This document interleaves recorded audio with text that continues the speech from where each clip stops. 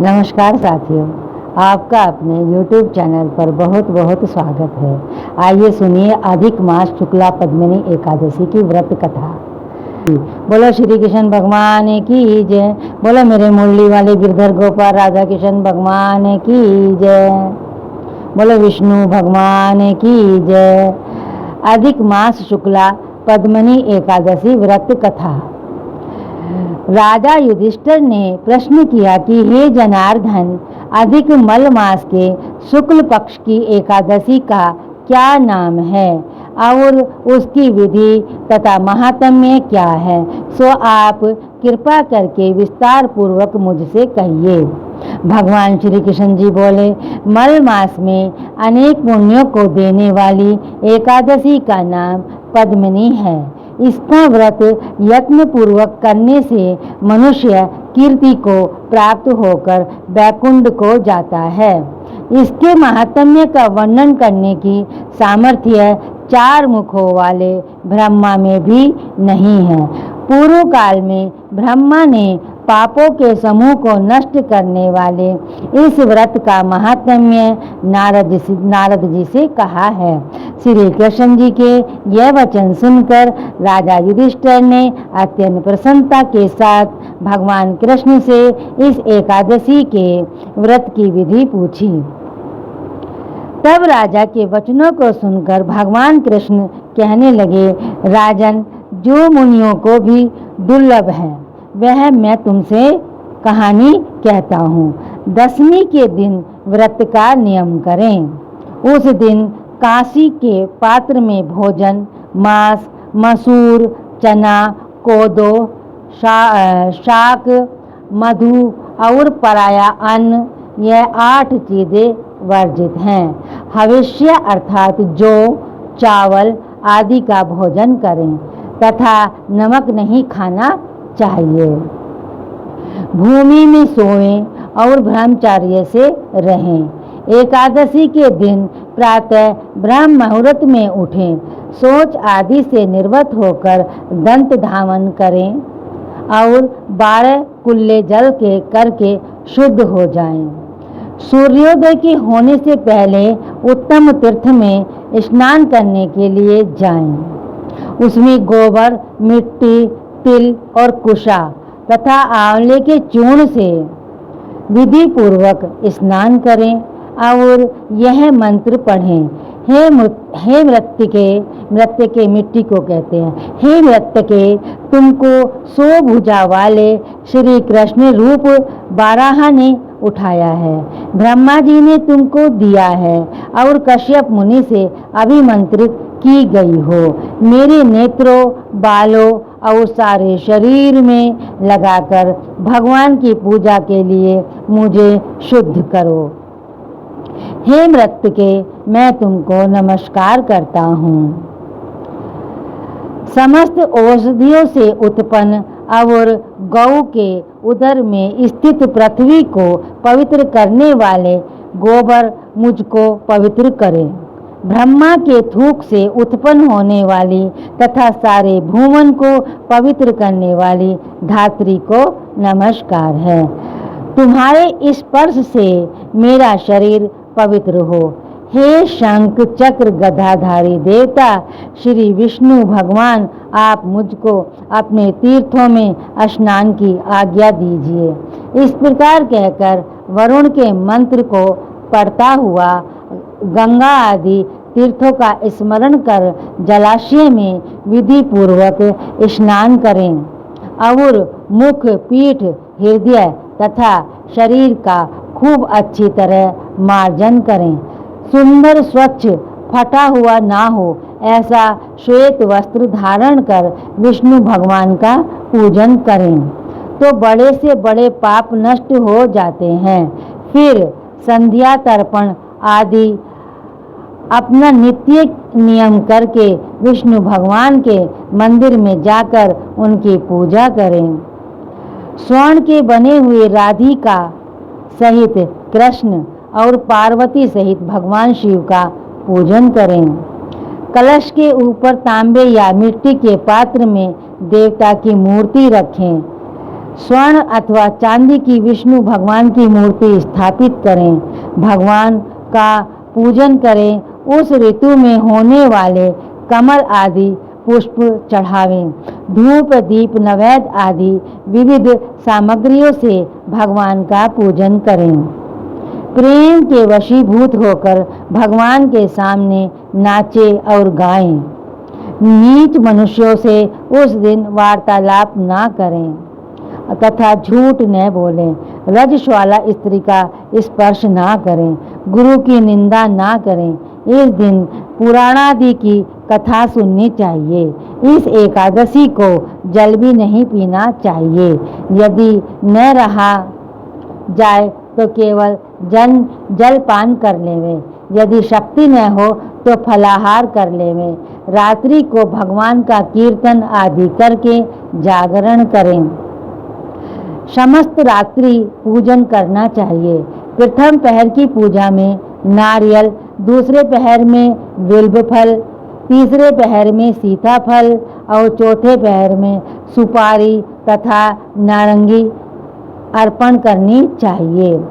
प्रथम प्रहर का पूजन करने से अग्निष्टोम यज्ञ का फल प्राप्त होता है, दूसरे प्रहर से वाजपेय यज्ञ का और तीसरे प्रहर से अश्वमेध यज्ञ का और चौथे प्रहर के पूजन तथा जागरण से राजसूय यज्ञ का फल प्राप्त होता है।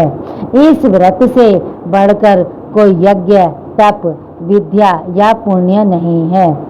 जिसने इस एकादशी का व्रत किया उसने पृथ्वी के सारे तीर्थ और क्षेत्रों का दर्शन व स्नान कर लिया।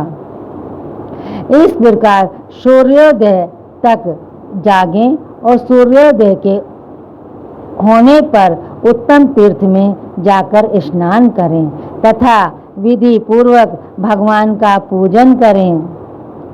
श्रेष्ठ ब्राह्मणों को भोजन करावें। जो घड़ा आदि है उनका पूजन करके ब्राह्मणों को दान कर देवें। जो मनुष्य उपयुक्त विधि से इस व्रत को करते हैं उनका यह व्रत सफल हो जाता है तथा अन्न से मुक्ति को प्राप्त और अंत में मुक्ति को प्राप्त होते हैं। भगवान कहते हैं कि हे राजन, तुमने मुझसे मल मास शुक्ल पक्ष की एकादशी के व्रत की विधि पूछी, वह मैंने वर्णन कर दी। कृष्ण पक्ष की एकादशी के व्रत की भी यही विधि है। जिसने पद्मिनी एकादशी के व्रत को कर लिया मानो उसने सब व्रतों को कर लिया। अब इस पद्मिनी एकादशी की मनोहर कथा तुमसे कहता हूँ। एक समय कार्तवीर्य ने रावण को बंदी गृह में बंद कर रखा था। उसको पुलस्त्य जी ने कार्तवीर्य से विनय करके छुड़ाया। इस घटना को सुनकर नारद जी ने पुलस्त्य जी से पूछा कि महाराज, जिस महावीर रावण ने समस्त देवताओं सहित देवराज इंद्र को जीत लिया था, उसको कार्तवीर्य ने किस प्रकार जीत कर बंदी बनाया, सो आप मुझको विस्तार पूर्वक बतलाइए। तब पुलस्त्य जी ने कहा कि नारद जी, पहले आप कार्तवीर्य की उत्पत्ति का वृत्तांत सुनिए। पूर्व काल में त्रेता युग में हिय नामक राजा के वंश में कृतवीर्य नाम का राजा महिष्मतिपुरी में राज्य करता था। उस राजा की 1000 परम प्रिय स्त्रियां थीं, परंतु उनमें से किसी के भी कोई पुत्र नहीं था जो राज्य भार को संभाल सके। देवता, पितर, सिद्ध तथा अनेक चिकित्सकों आदि से राजा ने पुत्र प्राप्ति के लिए प्रयत्न किए, परंतु भाग्यवश राजा के कोई पुत्र नहीं हुआ और सब यत्न असफल रहे। पुत्र के बिना उसका सारा राज्य दुखमय प्रतीत होता था। जिस प्रकार भूखे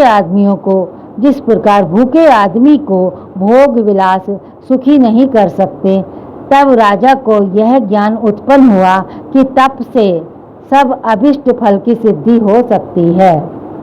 राजा को वन में तपस्या के लिए जाते हुए देख उसकी एक परम प्रिय रानी इक्ष्वाकु वंश में उत्पन्न हुए राजा हरिश्चंद्र की पद्मिनी नाम वाली कन्या राजा के साथ जाने को तैयार हो गई और दोनों ही अपने अंग के सब सुंदर वस्त्र और आभूषणों को त्याग वलकल वस्त्र धारण कर गंधमादन पर्वत पर चले गए। राजा ने उस पर्वत पर जाकर 10,000 वर्ष तक तप किया, परंतु फिर भी पुत्र की प्राप्ति नहीं हुई। तब उस पतिव्रता रानी पद्मिनी ने अपने पति के शरीर में केवल चमड़ा और अस्थि मांस शेष देखकर महासाध्वी अनसुईया जी से नम्रता पूर्वक पूछा कि हे साध्वी, मेरे पति को तपस्या करते हुए 10,000 वर्ष बीत गए, परंतु भगवान फिर भी किसी तरह से प्रसन्न नहीं हुए।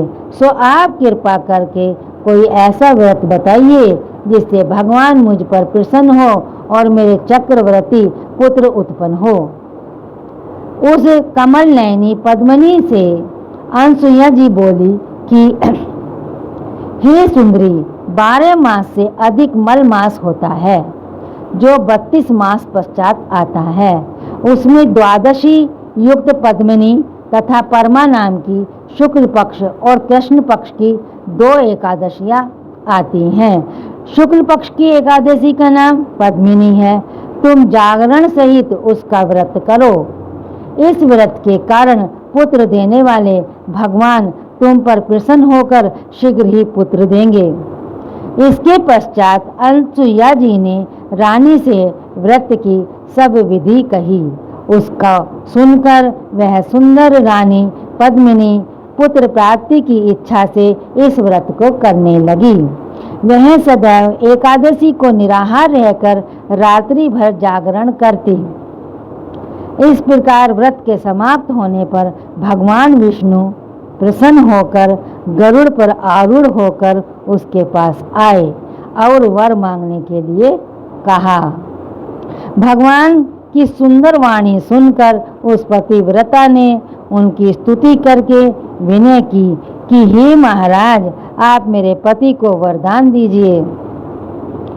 तब भगवान बोले कि हे सुंदरी, मल मास के समान मुझको और कोई दूसरा मास प्रिय नहीं है। उसमें जो प्रीति को बढ़ाने वाली एकादशी का व्रत तुमने अनसुईया जी के कथनानुसार किया है तथा जागरण भी किया है, इस एकादशी से अधिक प्रिय मुझको कोई वस्तु नहीं। अतः मैं तुम पर अत्यंत प्रसन्न हूँ। ऐसा कहकर संसार के दुखों को नाश करने वाले श्री विष्णु भगवान जी ने राजा से कहा कि हे राजन, जिससे आपका मनोरथ सिद्ध हो वही वर मांगो, मैं अत्यंत प्रसन्न हूँ। तब राजा ने, जिसको सब नमस्कार करें, ऐसे विशाल भुजाओं वाले बलशाली पुत्र का वर मांगा और कहा कि हे प्रभु, यह पुत्र ऐसा हो कि आपके अतिरिक्त देवता, मनुष्य, नाग, दैत्य, राक्षस आदि किसी से भी ना मरे। राजा की यह बात सुनकर भगवान वरदान देकर अंतर्धान हो गए। इसी वर के प्रभाव से पद्मिनी की कार्तवीर्य पैदा हुआ। तीनों लोकों में भगवान के अतिरिक्त उसे जीतने में कोई समर्थ नहीं था। तब यदि 10 कंधर रावण कार्तिकेय से पराजित हो गया तो कौन सी आश्चर्य की बात है, क्योंकि महाबली कार्तवीर्य देवता के भी देवता भगवान विष्णु के वर से जन्मे हैं। इतना कह पुलत्स्य मुनि अपने आश्रम को चले गए। बोल श्री कृष्ण भगवान की जय। श्री कृष्ण जी कहने लगे कि हे अनग, जो मल मास की एकादशी का महात्म्य तुमने पूछा था सो सब मैंने तुमसे कहा। जिन पुरुषों ने मल मास शुक्ल पक्ष की एकादशी का व्रत किया है, जो इस संपूर्ण कथा को पढ़ते या सुनते हैं, वे भी यश के भागी होकर विष्णु लोक को प्राप्त होंगे। इस प्रकार एकादशी महात्म्य का 25वां अध्याय समाप्त हुआ।